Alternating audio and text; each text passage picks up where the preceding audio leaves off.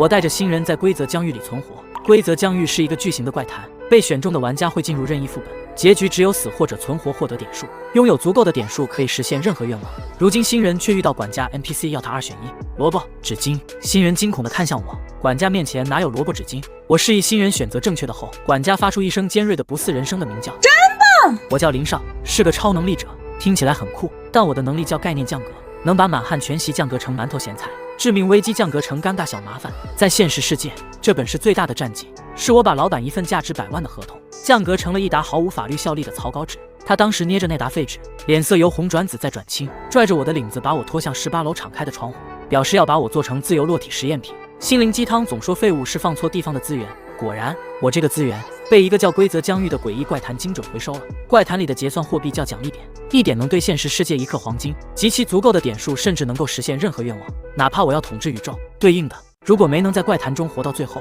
就真真切切死了。而我的能力在这里产生了可怕的质变，消耗巨额奖励点。我能对副本内的规则本身进行降格，把必死降到险死还生，甚至有惊无险。上个副本亏我机灵狗到最后结算拿到2100点，花300点买了瓶临时增强感知的鹰眼药剂，揣着剩下的1800点，我既兴奋又肉痛。兴奋的是这些光点代表真金白银，肉痛的是我知道这玩意有多不经烧。第一次对规则降格，系统提示消耗1000点，我手一抖就烧掉了相当于现实100万的黄金。一个吃泡面纠结加不加火腿肠的人，那一刻心绞痛真实发作。我发誓能正常通关，绝不动用这烧钱的能力。1月7日午夜，第2场怪坛降临，冰冷的机械音直接在脑海炸响，眼前浮现一座沐浴在昏黄夕阳下的江南园林式府邸，白墙黛瓦爬满深色爬山虎，雅致而阴森。我站在青石板小径上，手里多了一本靛蓝封面的线装手札，身份是家族远亲，上面提示让我尽快出席晚宴。同时手札震了一下，显示附近有新进玩家，询问是否接受新手指导任务，奖励300点。我回忆起自己第1场时那位惜字如金，最后关头却想推我挡刀的老玩家，皱了皱眉。但300点不是小数，指导任务通常风险极低，我选择了接受。10分钟安全时间开始，我转头看到不远处凋谢的牡丹丛旁，一个穿休闲卫衣、面色苍白的年轻男孩正茫然攥着手札。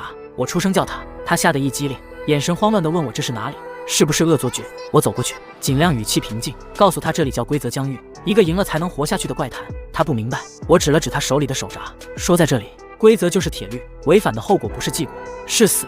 当然，规则本身也可能藏着陷阱和误导。他下意识握紧手札，我示意他打开。第1页是个人信息，第2页那些闪烁的乱七八糟的字是观众的弹幕。我告诉他，那是以前死在怪坛里的玩家，别信，他们以看新人恐惧挣扎为乐。第3页是规则页，遇到的任何成文规则都会自动记录，记不住可以翻看，但每次翻看需要消耗奖励点。他一言翻开，看到第3页正缓缓浮现字迹，脸色更白。他抬头，声音发颤地问我为什么知道这么多。我告诉他，因为我侥幸活过一场。顿了顿，我补充道，在怪坛里不要轻易相信任何玩家，包括我。上一场带我的人差点让我成了替死鬼。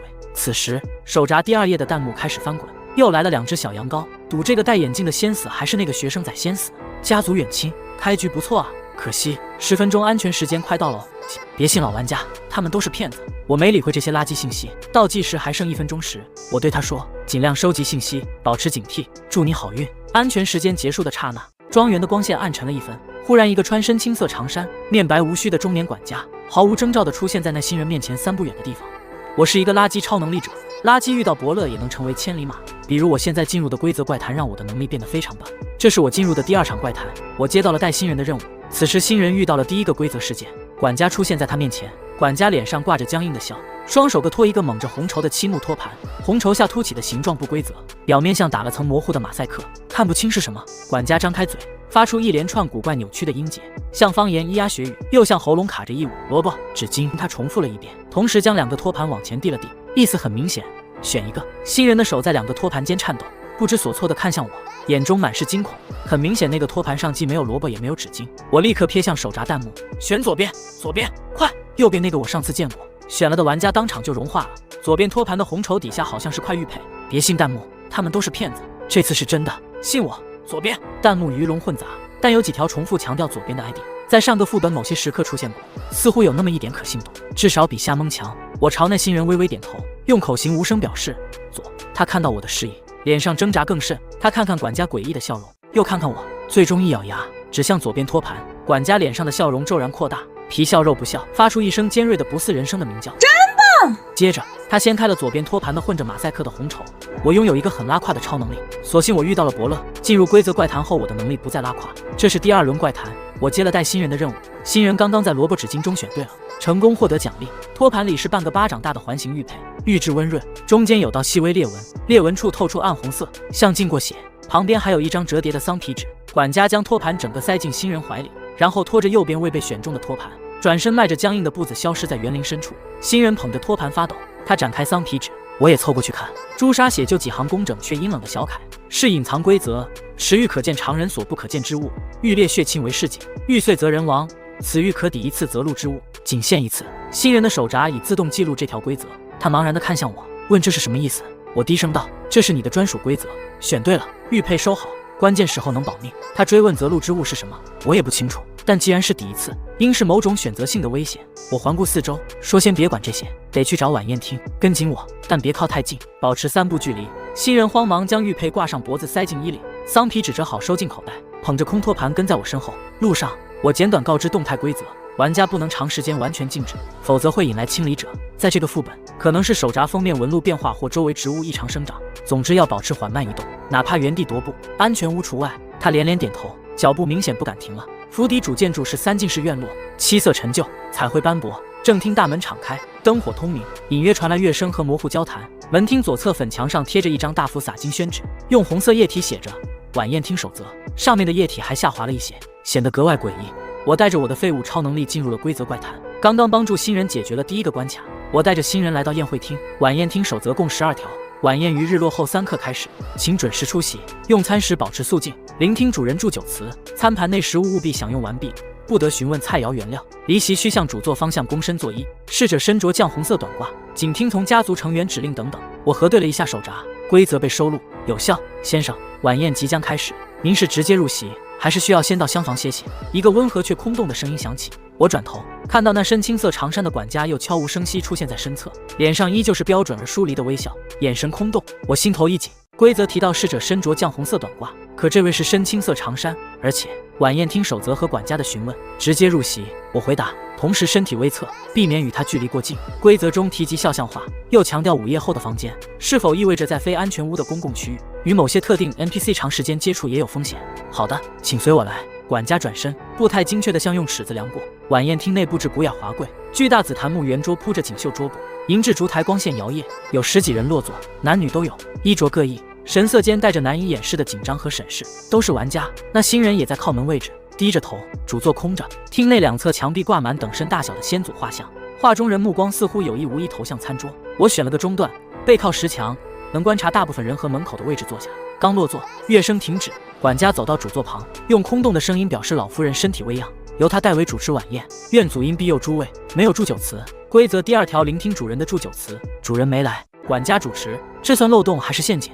我带着我能把致命规则降格成一般风险的超能力进入了规则怪谈。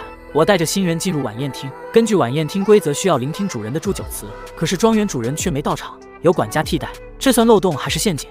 我正思索着，穿绛红色短褂的侍者们开始上菜，每人面前摆上一个盖着瓷盖的青瓷大碗。管家试一下，侍者们同时掀开盖子。我旁边一个女玩家直接捂嘴干呕，我胃里也是一阵翻腾。碗里盛放的不是佳肴，而是一团难以名状，缓缓蠕动，仿佛由无数细小灰白色肉芽纠缠而成的活物，散发淡淡甜腥气。规则3，餐盘内的食物务必享用完毕。规则4，不得询问菜肴原料。圆桌上一片死寂，只有那团食物细微的蠕动声和几个玩家压抑的干呕。墙上先祖画像的眼睛似乎转动得更明显了，齐齐聚焦在此碗上。必须吃，而且不能表现出异样，不能询问。我深吸一口气，压下恶心，拿起银块，毫不犹豫夹起一大块蠕动的东西，在所有人惊恐目光中塞进嘴里，同时心中默念：能力发动，目标我口中的未知恶心活物，概念降格，消耗15点奖励点。降格生效，预想中安全无害的炒米糖碎屑口感并未出现，取而代之的是一种冰冷、黏腻，如同嚼碎了筋膜的诡异触感。即使腥气锐减，却还是透出一股陈年香灰般的苦涩。更令人头皮发麻的是，那东西在我舌头上轻微的弹动了一下，像是残余的生命力，或是别的什么。我强忍着没有吐出来，机械的咀嚼、吞咽，眼角余光瞥见管家一直注视着我，他脸上那模式化的微笑似乎加深了一丝难以察觉的弧度。我的能力明明生效了，为什么降格后的东西依然如此诡异，甚至带着一种规则之外的不祥的活性？我带着我能把致命规则降格成一般风险的超能力进入了规则怪谈。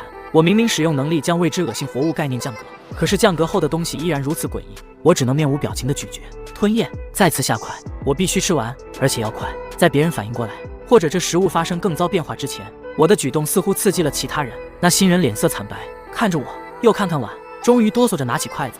另有2、3个心理素质强的玩家也开始艰难尝试，但还有几个人僵着不动。各位，请享用府上的心意。管家声音不变，但室内温度仿佛降低几度。那些没开动玩家面前的瓷碗里，肉芽蠕动速度明显加快，甚至开始发出细微滋滋声，碗沿凝结出一层薄薄白霜。一个穿西装的中年男人猛地站起来，表示开什么玩笑，这东西怎么能吃？他话没说完，旁边墙上画像里一位明代古装老者的眼睛突然完全转过来，死死盯住他。男人像被掐住脖子，脸涨得通红，双手徒劳地在颈间抓挠，然后直挺挺倒下，再无声息，他的身体迅速倒了下去，很快消失了。侍者面无表情上前，将他连同瓷碗一起拖走，地毯上没留下任何痕迹，死亡像盆冰水浇在所有人头上。剩下玩家再不敢犹豫，闭着眼，忍着极大恐惧和恶心，开始吞咽。呕吐声、呜咽声不绝于耳。我第一个吃完，瓷碗干净的反光。管家看了我一眼，微微颔首，表示看来您很满意府上的佳肴。他把佳肴2个字咬得很重。我放下筷子，按规则5，向空着的主座方向象征性做了个1，起身离席。走向门口时，我感觉背后有多道目光刺来，有玩家的恐惧和复杂，也有先祖画像那冰冷黏腻的注视。走出晚宴厅，夜风一吹，我才发觉后背已被冷汗浸湿。刚才若不用能力，就算硬吃下去，天知道会有什么后果。那东西的本质绝对不仅仅是恶心而已。走廊里灯火昏暗，墙壁上同样挂满画像。我快步走着，思考接下来行动。规则说午夜后必须回房，但房间在哪需要问红衣侍者，找谁分配？穿绛红短褂的侍者。可规则6说他们仅听从家族成员指令。我是家族远亲，算家族成员吗？正想着，前方月亮门处转出一个人，身材高大，穿着深灰色劲装，脸上带短须，眼神锐利如鹰。他看见我，嘴角勾起一抹似笑非笑的弧度，抬手，食指在嘴唇上轻轻一点，做了个噤声手势，然后便与我擦肩而过，消失在另一条回廊。胡茶男，不在这个副本里会是谁？玩家 NPC。 他那气定神闲的样子，绝不像是刚经历盛宴的新手。我记住了他的样貌和方向，眼下还是先解决住宿问题。我在一条稍显偏僻的游廊里遇到一个正在擦拭灯笼的年轻侍者，他穿着醒目的绛红色短褂。我试探着开口，表示需要一间厢房。侍者停下动作，看向我，态度恭敬地表示我是家族成员，可以入住东厢客房区，请随他来。他带我穿过一道垂花门，来到东厢院落。他表示目前空置的厢房有南侧听雨轩以及北侧藏书斋林间，问我需要哪一间。没有更多信息。听雨轩听起来更舒适，但规则里对雨声从无提及。藏书斋林间紧邻藏书斋，可能意味着信息获取更便利，但也可能更危险。藏书斋林间我选择后者，永远不要选看起来最好的，这是上一个副本的教训。好的，这是您的钥匙，请记住，入住需连续3晚，期间不可更换房间，每日5时之后可来找我续订。侍者递给我一把黄铜钥匙，上课假期连续入住不可更换，午后续订。这意味着房间资源可能紧张，玩家之间会发生争夺，而不可更换则锁定了潜在风险。收好钥匙，我没有立刻回房，距离午夜应该还有一段时间，我需要熟悉地形，尤其是确认西院的方位和边界，以及寻找其他可能隐藏规则的地方。在探索中，我再次遇到了那个新人，他孤零零站在一条挂满字画的长廊里，脸色比刚才更差，似乎在犹豫该往哪走。他看到我，嘴唇动了动，没敢出声。我不能和他交流，但看他这样子，很可能还没找到安全房。午夜将至，滞留在外必死无疑。我心念急转，突然加快脚步，经过他身边时，肩膀不小心重重撞了他一下，他被我撞得一个趔趄，后退2步，刚好靠在一扇虚掩的月亮门上。门向内打开，里面传来一个红褂侍者的声音，询问是否需要厢房。我头也不回地走开，用余光瞥见他被侍者引了进去，松了口气，能做的只有这么多了。临近午夜，府邸各处响起低沉缓慢的梆子声。我回到甲7号房，用钥匙打开厚重木门。房间不大，陈设清雅，有拔步床、书案、衣柜，还有一个铜炭盆。墙上也有一幅小尺寸的水墨山水，窗户被厚重锦缎窗帘遮得严严实实。我检查了房间，在书案抽屉里发现一张纸条，是客房补充条例，入睡前请确认窗帘完全拉拢。若夜间听到门外有拖曳重物的声音，请勿好奇，继续安歇。炭盆仅在炭火自燃时才可提供有效温暖。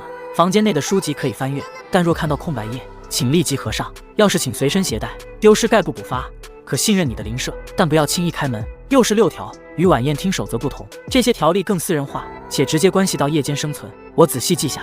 午夜梆子最后一响落下，府邸陷入更深沉的寂静，连虫鸣似乎都消失了。我坐在床沿，没有立刻躺下，而是仔细倾听。大约凌晨2点左右，门外果然传来沙沙沙的声音，像是什么沉重的东西被缓慢拖过石板地。声音由远及近，经过我门口时，似乎停顿了一下。我屏住呼吸，手摸向口袋里的手札。几秒后，唾液声再次响起，渐渐远去。我等到声音彻底消失，才轻手轻脚挪到门边，侧耳倾听，又透过门缝向外看，一片漆黑。忽然，门缝外似乎有阴影掠过，伴随一丝极其微弱，仿佛硬物刮过木头的声响。我立刻退开。这一夜，在警惕和半睡半醒中度过。第二天清晨，天光透过窗帘缝隙渗入，我起身，小心拉开窗帘一角。外面是府邸后花园，笼罩在一层灰蒙蒙薄雾中，能见度很低，雾气似乎在缓慢流动，如同有生命一般。我推开门，廊下也有几个玩家在活动，脸色都不太好，彼此戒备地保持着距离。那新人，我后来知道他叫陈远，也从隔壁甲8号房出来，看见我，眼神复杂，最终低下了头。他没死，看来昨晚成功入住了。吓到一进院落，昨晚的晚宴厅大门紧闭，偏厅方向有动静。我走过去，发现是一个较小的早餐厅，八仙桌上摆着简单清粥、酱菜、馒头，只有5、6个玩家在用餐。昨晚见过的面孔少了几个，绛红短褂的侍者不在，只有一个穿褐色布裙的哑巴丫鬟在默默收拾。早餐厅墙上贴着一张泛黄笺纸，是日间提示：灰雾天气，请家族成员尽量避免长时间逗留于户外，访客可在雾中自由行走，但请留意路径。藏书斋4时开放，家族成员可凭身份借阅。今日无聚会议程，请自便。灰雾，家族成员避免外出，访客可自由活动。阵营划分更明显了，我是家族远亲，需遵守家族成员规则，而访客应该就是陈远他们那种身份。规则一禁止我们进入西院，但没禁止访客，或者西院对所有活人都是禁区。早餐后，我决定去藏书斋，信息是生存的关键。藏书斋在一进院落的西侧，靠近西院，但入口明确在东边。开门进去，高大书架直抵天花板，空气中弥漫就纸和樟木味道。里面已经有一个人，是昨晚那个胡茬男，他正站在竹梯上，从最高层取下一本厚重线装书。听到声音，他低头看了我一眼，点点头算是打过招呼，然后继续动作。我没打扰他，自行在书目签柜里查找陈氏家族的历史、府邸营造图、本地风物志。我的目光最终停在族谱与大事记分类上，费了些劲找到对应书架，抽出一本蓝布封面册子，翻开，记录从200多年前开始，陈氏家族曾是本地望族，诗礼传家，人丁兴旺。但大约80年前发生一场惨剧，时任家主陈鸿儒痴迷方术与长生之法，在府邸西院进行竞技尝试，尝试失控，引发一场原因不明大火，西院严重损毁，陈鸿儒及其妻儿，包括时年8岁的幼女陈婉，均葬身火海。自那以后，家族神秘衰落，旁支离散，府邸也逐渐荒僻，记录在此之后变得简略琐碎，多是田产变更、仆役更换等。直到近20年，才有一位自称家族远亲的陈老夫人接管府邸，并进行修缮，但西院一直保持封闭。陈婉、陈鸿儒，西院尝试。我合上册子，若有所思。主线任务还没触发，但背景故事已经指向核心矛盾。胡茬男不知何时已下来，靠在不远处书架上问我找到有用的了。我没回答，反问他是玩家吗？什么身份？沈征。他报出名字，表示身份和我一样，是家族远亲。他笑了笑，表示看来这场我们暂时是同一阵营。我问暂时，他表示怪谈的事，谁说的准？沈征走过来，压低声音，表示查到点别的。老管家日志残页提到巡夜人每晚必须巡视，尤其是西院外围，但50年前最后一任巡夜人失踪后，这个职位一直空缺，由自动机扩代替。规则2：午夜后必须留在分配的房间内，除非您是巡夜人。你想成为巡夜人？我立刻猜到他意图。沈征表示为什么不？夜晚的活动权很重要，而且他找到了成为巡夜人的方法。我看着他，吐出2个字：取代。沈征笑容不变，表示怪谈里 NPC 也可以是资源一种，当然手段的合规，不能直接攻击触发惩罚。他发现了巡夜人玩忽职守的证据，交给了管家，按照府邸旧规，应该已经被处理了。而他作为揭发者，并且恰巧拥有相关经验，递补上去合情合理。我心中微凛，这个沈征行动力、洞察力和对规则漏洞利用能力都极强，而且行事果决，甚至有些狠辣。与他合作，收益和风险都很大。合作，他伸出手，表示信息共享，必要时互相支援，至少在西院秘密揭开前，目标一致。我权衡了一下，独自探索风险太高。沈征是目前看来最强的潜在盟友，可以，但我需要知道你发现的关于西院的全部信息。成交。沈征收回手。除了家族历史，沈征还发现西院并非完全死寂，有仆役听到过里面传来小女孩哼唱声和啃尸声，而且府邸的灰雾似乎是从西院残破处最先弥漫出来的。灰雾与西院有关，那么能在雾中自由活动的访客，他们的阵营任务很可能与西院的某种存在相关。手闸震了一下，我低头看去，陈氏府邸规则补充：灰雾弥漫时，勿久留户外，府邸成员易受此限。沈征的判断是对的，他指着地图，怀疑触发点在家族墓园或纪念堂。纪念堂，据他说是存放先人遗物的地方，通常挨着墓园。他昨晚发现墓园入口被封死了，但纪念堂应该还在府邸建筑内部。我们决定分头找。午后在2进院东侧廊口碰头时，他那边没收获，我倒是从一个穿着粗布短打、不穿绛红短褂的年迈花匠那儿得了线索。他像个能有线交流的 NPC， 嘟囔着：“放老屋见那个屋子，在怡静院穿堂后面有幅很大山水画的地方，不过老夫人很少让人进去。”我找到了那幅画，瀑布的水流方向诡异的指向画框边缘一道不起眼的缝隙，轻轻一推，画框连着后面一部分墙壁无声旋转，露出一道向下的狭窄石阶。地道纪念堂在地下。我点亮壁上的油灯，小心走下去。石阶不长，尽头是一扇厚重的木门，没锁。推开门，八角形的石室映入眼帘，青石墙壁，几盏长明灯，中央石案，周围是多宝阁，摆满首饰、玩具、旧衣物。最扎眼的是石案上方穹顶的壁画，一个面目模糊的小女孩站在燃烧的西院窗前，下方是许多扭曲哀嚎的人形。踏进石室瞬间，手闸猛烈震动。恭喜玩家发现关键区域，家族纪念堂。主线任务触发，陈氏府邸盘踞着3股古老力量，守护之灵晚娘憎恨一切生者，侵蚀之影败影渴求新鲜血肉，诅咒之源的意志早已消散。你的任务是帮助晚娘取得胜利。任务提示：晚娘的布偶沉睡于牡丹园土壤之下，败影的棺椁安置在西院深处，而钥匙藏在谎言之中。任务来了，晚娘、败影、诅咒之源，帮晚娘。布偶在牡丹园，棺材在西院，钥匙藏在谎言里。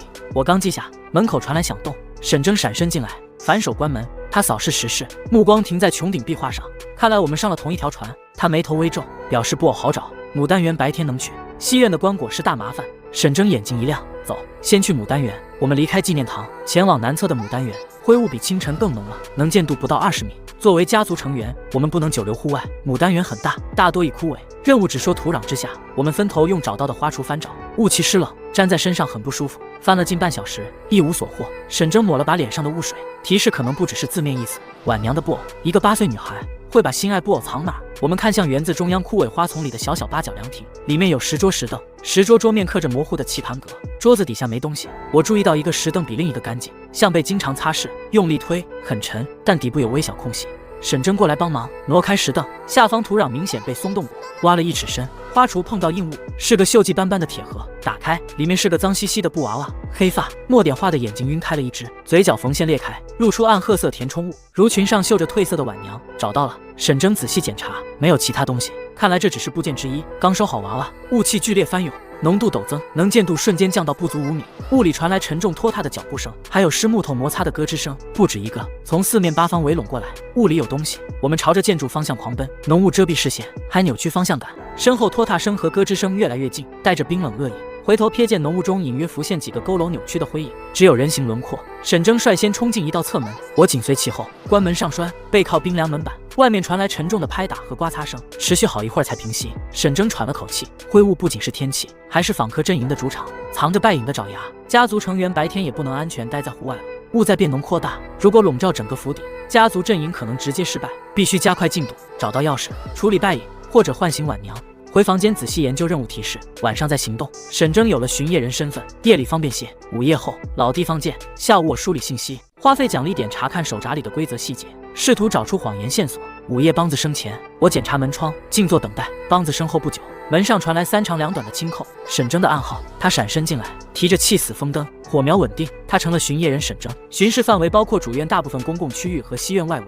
西院现在完全被灰雾包裹，看不清内部，但他听到里面有动静，像什么东西在缓慢爬行，还有滴水声。靠近时，灯光会不稳定闪烁。纪念堂发现的布偶是关键，但光有它不够，钥匙藏在谎言中。他怀疑谎言可能来自任务提示本身，或者那个早已消散的诅咒之源。我想到纪念堂的任务提示可能是陷阱，故意引导我们去找布偶和败影的棺材。背景故事里，陈鸿儒是进行方术尝试的家主，晚娘是受害者，但守护之灵憎恨一切生者，这态度不像纯粹受害者。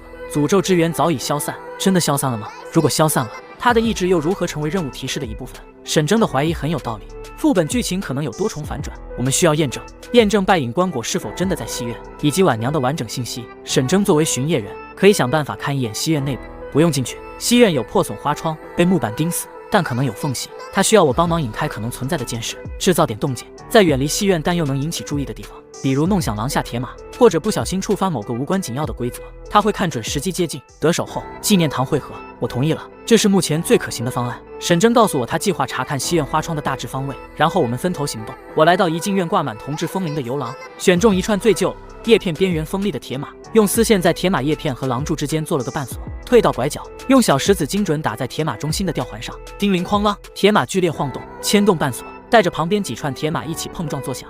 在寂静夜里发出刺耳绵长的声响。几乎同时，我感觉到一股冰冷的注视感从游廊深处传来，不是先祖画像方向，更像是无处不在的雾气本身。我立刻低头，快步离开现场，向纪念堂移动。几分钟后，沈征也下来了，脸色凝重。他看到了西院内部基本烧空了，是巨大的焦黑空间，中央确实有一具棺椁，实质很大，但棺盖是打开的，里面是空的。棺椁周围地面上散落着一些东西，像小型动物骨骼，还有布料碎片。其中一块布料颜色和晚娘布偶的襦裙很像。空的棺椁，布偶碎片在棺椁旁，败影不在棺椁里。还是说，败影和晚娘的关系并非简单的施害者与受害者？布偶碎片在棺椁旁，意味着晚娘或其象征曾接近甚至进入过棺椁。要是藏在谎言中，会不会是指晚娘和败影并非对立，而是一体，或者需要合二为一？沈征眼神锐利，一体，或者需要特定的祭品或容器。布偶是晚娘的象征，棺椁是败影的居所。任务让我们帮晚娘取胜，但如果败影棺椁是空的，晚娘布偶又残破且出现在棺椁旁，这逻辑不通。除非任务提示本身就是谎言，帮助晚娘取胜是假象。真正的通关条件或许是平衡，或者封印，或者要是不是用来唤醒晚娘，而是用来封印或驱逐败影，而晚娘可能是封印的一部分，甚至是钥匙本身。我们都被这个可能性惊住了。如果真是这样，那怪谈从一开始就在误导玩家阵营。我们需要找到关于诅咒之源的确切信息。它如果早已消散，那它的力量或遗产在哪？纪念堂壁画，那个面目模糊的小女孩。我们再次仔细检查纪念堂。沈征爬上梯子，近距离查看穹顶壁画。他刮开一小片剥落的颜料，下面石壁上刻着一行细小、几乎难以辨认的篆字。他辨认着，一字一顿的翻译：以血亲之血为引，以怨憎为心，唤醒沉眠之影，亦或铸就永镇之印。血亲之血、怨憎、沉眠之影、永镇之印，这项某种仪式说明，但结果不确定，可能唤醒败影，也可能封印它。关键在血亲之血和怨憎。晚娘是陈鸿儒的女儿，她的血是血亲之血，而怨憎，晚娘对导致她死亡的尝试和父亲无疑怀有怨憎，布偶是她执念的寄托，所以仪式可能是用晚娘的血亲之血和怨憎情绪，配合特定地点进行某种操作，结果要么彻底唤醒败影，要么将败影和晚娘一起封印。而怪谈给我们的任务是帮助晚娘取胜，这很可能是陷阱。如果真按任务做，用晚娘的力量去对抗败影，很可能反而会触发唤醒条件，或者导致更糟的后果。那我们通关的路径应该是设法完成仪式，但导向封印，前提是我们能控制仪式导向。要是藏在谎言中，也许真正的钥匙就是意识到任务提示是谎言，并做出相反选择。但仪式具体怎么做？除了布偶、血亲、怨憎，还需要什么？地点肯定在西院棺椁处。我们又搜寻了纪念堂，再没发现其他线索。时间已经接近凌晨4点，天快亮了，我们得抓紧最后一个夜晚。现在需要搞明白2件事：如何获取血亲之血？晚娘已死，难道要用布偶，或者我们这些家族远亲？因为身份设定，血液里也带有稀薄的血缘力量。第二，如何确保仪式导向封印而非唤醒？我想起诅咒之源早已消散这句话，会不会诅咒之源就是陈鸿儒进行方术尝试的知识来源？他的意志虽然消散，但他的方法记录了下来。而确保导向，可能需要额外的中和物或纯净之物来对抗怨憎这种负面情绪。沈征若有所思，府邸里有什么代表纯净或中和？古玉、铜镜，还是那些穿绛红短褂的侍者？规则6说他们仅听从家族成员指令，他们会不会是某种古老守护力量的体现？有可能，但指令他们做什么？参与仪式，还是提供某种物品？我们决定，沈征利用巡夜人身份，尝试与绛红短褂侍者进行更深入接触，看看能否获取信息或物品。而我负责准备可能用于仪式的其他物品，并思考写的问题。天亮前，我们再次分开。第3天白天，灰雾已经弥漫到府邸主建筑的窗下。户外完全不可涉足，玩家们聚集在室内，气氛压抑，人数又少了几个。陈远还在，他看起来更加沉默，偶尔看向我的眼神带着犹豫和挣扎。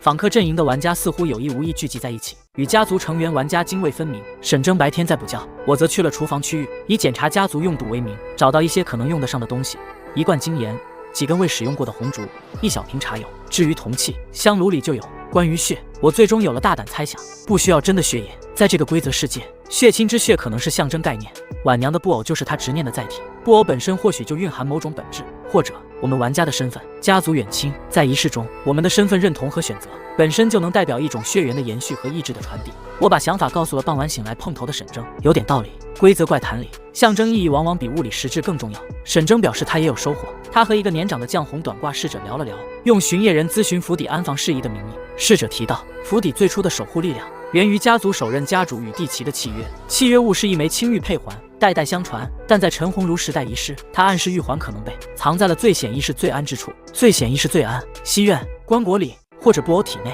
他还说，当虚妄之令欲驱护佑之心，为真社可唤迷途之灵。虚妄之令可能只怪谈给我们的任务。真舍，我看向那个残破布偶，沈征也看着布偶。也许仪式需要的不是血，而是某种舍，彻底放下晚娘的执念，或者我们作为家族成员的某种付出而轻玉配环，可能是稳定一世、确保导向封印的关键。玉环会在哪？我猜在布偶里，或者布偶知道在哪。沈征拿起布偶仔细摸索，甚至轻轻撕开一点后背缝线，里面只有暗褐色的填充物，是棉絮和某种草药碎屑。没有，或许知道在哪不是物理上的，可能需要唤醒布偶里残留的意识。我们想起了纪念堂课文里的以愿增为心，但我们要的是封印，不是唤醒败影。愿增情绪可能是燃料，但点火方式和目的需要控制。最后一个夜晚了，沈征看着窗外越来越浓，几乎贴到玻璃上的灰雾。我们必须赌一把，带上布偶，准备好物品，去西院外围，尽可能靠近棺椁位置，尝试进行仪式。导向是封印，如果失败，就动用我的能力对仪式本身或者其后果进行降格。虽然那会烧掉巨额奖励点，但总比死在这里强。沈征看了我一眼，没问具体能力，只是点点头。好，午夜梆子后，纪念堂会合，然后去西院。午夜，我和沈征在纪念堂碰头。他换了套更利落的深色劲装，腰间气死风灯的火苗稳定。我背着一个小布包，里面装着布偶、红烛、盐、小铜刀、茶油，以及从祠堂请来的一个铜制香炉。我们通过纪念堂另一条隐秘通道悄悄前进，通道潮湿阴冷，尽头是一扇锈蚀的铁栅门，门外是府邸建筑与西院废墟之间一条狭窄夹道。这里已然被浓得化不开的灰雾填满，视线不及身前3尺，刺骨寒意和潮湿感扑面而来，还夹杂淡淡的焦糊和腐败气味。浓雾中，那种拖沓的脚步声和咯吱声似乎无处不在，但又仿佛隔着什么屏障，没有立刻靠近。这里应该就是西院外围了。棺椁在正上方某个位置。沈征压低声音，举起风灯，火苗在雾中显得朦胧，颜色有些偏青，但还算稳定。抓紧时间，我迅速布置，将盐在地上撒出简单的圆圈，在圆圈边缘等距位置点上3根红烛，铜香炉放在圆心，然后我小心将那个残破的晚娘布偶放在香炉旁。沈征站在圆圈外警戒，手持风灯，另一只手握着一根沉重的门栓。我深吸一口气，开始低声诵念纪念堂课文的内容，同时将几滴茶油滴在布偶身上。我没有用血和愿增，而是尝试替换成心念和清净之愿。我不知道这有没有用，但这是我能想到的尝试导向封印的唯一方式。诵念完毕，我拿起小铜刀，不是要割什么，而是将其轻轻压在布偶心口位置，作为决议和引导的象征。时间1分1秒过去，红烛火苗笔直向上，没有异动，雾气依旧翻涌，但周围脚步声似乎更清晰了些，带着一种躁动。没反应。沈征皱眉，难道方向错了，或者必须用愿增？就在我犹豫是否要改变措辞时，香炉旁的布偶那只完好的墨点眼睛突然反射一点灯光，随即那只眼睛似乎眨了一下，不是物理上的眨眼，更像一种是错觉或者某种精神层面的感知。紧接着，布偶胸口被我铜刀轻压的位置，那脏污的布料下忽然透出一点极其微弱、温润的青色光芒，有东西！我低呼。沈征立刻凑近，我用铜刀小心挑开那处布料，填充物里赫然嵌着一枚鸽卵大小、光泽温润、边缘有一道细裂纹的青玉环，正是传说中家族守护契约物青玉配环。它真的藏在布偶里。就在玉环暴露在空气中刹那，地变陡升，布偶无风自动，在香炉旁剧烈颤抖起来，周围浓雾如同沸腾般翻滚，灰影冲冲。那些拖沓的脚步声和咯吱声瞬间变得急促逼近，3根红烛的火苗疯狂摇曳，颜色开始向惨绿色转变。他们来了，仪式触发了什么？沈征横起门栓，挡在我身前。我盯着那枚青玉环，它表面温润的青光正在明暗交替闪烁，与布偶的颤抖、雾气的翻涌似乎存在某种共鸣。布偶那开裂的嘴巴缝线处开始渗出暗红色，如同干涸血泪般的物质，滴落在香炉上，发出滋滋轻响。香炉开始发黑锈蚀，这不是清净，这是愿增和诅咒的实质化。我的清净之愿压制不住布偶积累了80年的痛苦与怨念，仪式正在滑向不可控的方向，很可能是在唤醒败影，或者释放更可怕的东西。林少，沈征喊道，他已经和第一个从雾中扑出的灰影交上手，那灰影形态模糊，力大无比，门栓砸上去发出沉闷响声，像打在潮湿的朽木上。更多灰影从雾中浮现，我心念电转，能力必须用能力干预，能力发动，目标当前仪式引发的怨念实质化与未知召唤效应，概念降格。我心中狂喊，预估消耗2500点奖励点，是否确认？2500，我总共只剩，我此刻别无选择。确认，降格生效，一股无形波动以我和布偶为中心扩散开来，布偶的颤抖骤然停止，嘴角渗出的暗红物质不再增加，红烛火苗稳定下来，颜色虽然还是偏绿，但不再狂乱。周围雾气中的灰影攻势明显一致，仿佛失去明确的指令和动力来源，但青玉环的光芒却骤然变得明亮起来，不是幽青，而是一种清澈柔和的翠青色光芒，如同雨后的青瓷。光芒笼罩住布偶，也蔓延到香炉、红烛，甚至渗入我们脚下的盐圈。一个虚幻稚嫩的女孩声音仿佛直接在我们脑海响起，带着无尽的疲惫和一丝解脱。爹爹，错了，不该继续，护着才是归处。布偶在翠青光芒中，从头部开始化作点点晶莹的翠青光尘向上飘散，那枚青玉环也同步化为光尘，光尘在空中盘旋，然后如同被引导般向着西院上方棺椁所在的大致位置飘去，穿透浓雾和残破的建筑。紧接着，西院深处传来一声沉闷，仿佛巨石落地的巨响，然后是锁链缠绕，收紧的哗啦声，周围灰雾如同退潮般开始剧烈向西院方向收缩倒卷。那些灰影发出无声的哀嚎，随着雾气一同被拉回西院。仅仅是几秒钟，我们所在的家道雾气变得稀薄，能看清周围的石壁和脚下地面。刺骨的寒意和腐败气味也迅速减弱，夜空露出了原本的颜色，虽然依旧昏暗，但不再是那种令人窒息的灰蒙。远处西院的轮廓在夜色中依然阴森，但那种不断散发恶意和吸引雾气的活性似乎消失了。府邸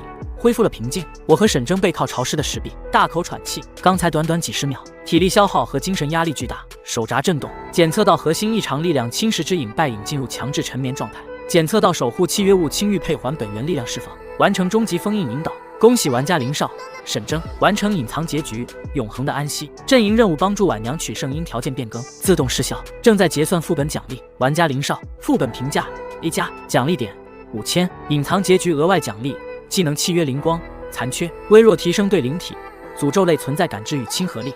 当前余额7301点。玩家沈征副本评价 A， 奖励点4500，隐藏结局额外奖励物品巡夜人的木牌破损，略微增强在黑暗环境下视觉与方向感。当前余额沈征个人信息不予显示。陈氏府邸副本关闭，30秒后传送。沈征擦了擦额头的汗，对我露出略显疲惫但真实的笑容。合作愉快，我的能力很关键，你的判断和行动也是。我回道，下次副本有机会再组队。沈征表示，这个怪坛很大，我们看到的只是冰山一角。我点头，想起那些弹幕，想起未知的规则和力量，深感同意。传送白光开始笼罩我们，最后一眼，我似乎看到在即将消失的稀薄雾气边缘，陈远的身影一闪而过。他看向我的眼神复杂难明，但似乎少了一些恐惧，多了一些别的东西。他活下来了，而且似乎有了某种改变。传送完成，我回到自己熟悉的出租屋，窗外是真实的城市夜景，手札安静躺在桌上，封面似乎多了几道细微如同藤蔓般的银色纹路。我疲惫地倒在床上，脑海中回想沈征的话，这个怪坛很大，